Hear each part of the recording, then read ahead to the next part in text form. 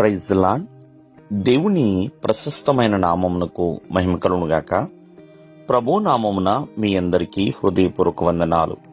ఈ ఉదయకాలము దేవుని వాక్యాన్ని విందాం. యోబు గ్రంథము 1వ అధ్యాయము 5వ వచనము. యోబు తన కుమారులు పాపము చేసి తమ హృదయములలో దేవుణ్ణి దూషించరేమో అని వారిని పిలువనంపించి వారిని పవిత్రపరిచి అరుణోదయమును లేచి వారిలో ఒక్కొక్కరి నిమిత్తమై దహన బలి అర్పించుచూ వచ్చెను.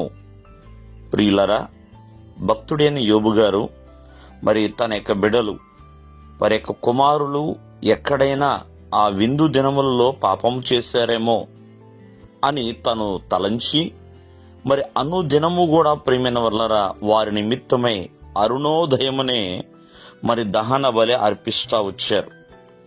ఎందుకు యోబు అరుణోదయమును లేచాడు, ఎందుకు దహన బలి అర్పించాడు అంటే కుమారుల యొక్క పవిత్రత కొరకేనండి. ప్రియమైన వల్లరా, వారు అపవిత్రంగా ఉండాలని యోబు కోరుకోలేదు.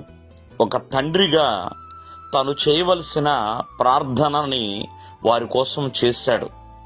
మరి దహన బలిని అర్పించాడు. ఈ రోజున ఒక ప్రతి తండ్రి కూడా చేయవలసిన పనే అదేనండి. వారి యొక్క బిడ్డల పాపాల కొరకు మరి అరుణోదయమనే లేవలసిన బాధ్యత ఉన్నది. వారిని పవిత్రపరచాలండి. ప్రతి తల్లిదండ్రులు కూడా వారి పిల్లలకి పవిత్రమైన జీవితాన్ని చూపించాలి. యోబైతే నిత్యము అలాగూ చేయుచున్నాడు. ఎందుకంటే పవిత్రమైన జీవితం అనేది ఎప్పుడు కూడా దేవునికి ఇష్టమైనదే. మరి ప్రతి మానవుడు కూడా పరిశుద్ధంగా ఉండాలనే యేసుక్రీస్తు వారు తన విలువైన రక్తాన్ని చిందించారు. మరి ప్రతి ఒక్కరి నిమిత్తమే ఆయనే ప్రాయశ్చిత్తముగా మారి ఉన్నారు. ఆయనే దహన బలిగా మారి ఉన్నారు. ప్రియమైన వర్లరా, కావున ఈ ఉదయకాలం ముందు ఆలోచించేయండి. ఎందుకంటే ప్రభువు పవిత్రమైన జీవితాన్ని కోరుకుంటున్నాడండి. కావున అందుకనే భక్తుడైన దావీదు అంటాడు, అయా ఇస్సోపుతో నన్ను కడుగు నాయనా, హిమము కంటే తెల్లగా నన్ను మార్చు తండ్రి. ఎందుకంటే యోబు భక్తుడైన దావీదు తన జీవితంలో ఎన్నో తప్పిదములు చేశాడు.